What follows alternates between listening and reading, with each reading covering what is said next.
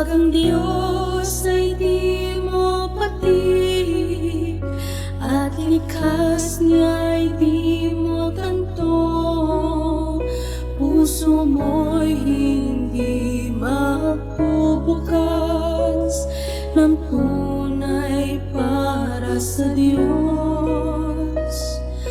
Pag naintindihan mo ng iyong Diyos ang nasa puso niya'y maunawaan mo, at ito'y daranasin mong lubusan ng may buong pananampalataya.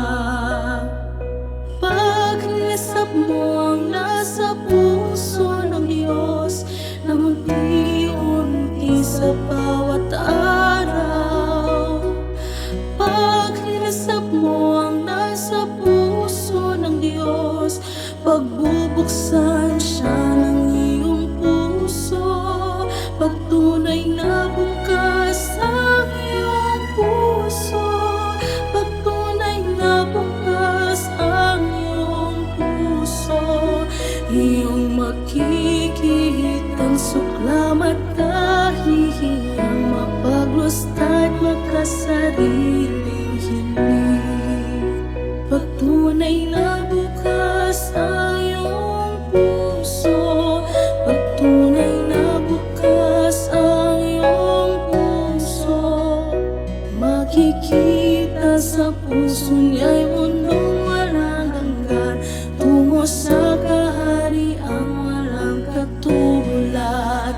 Sa kaharian walang pandaraya, walang panlilinlang, walang kadiliman at walang kasamaan.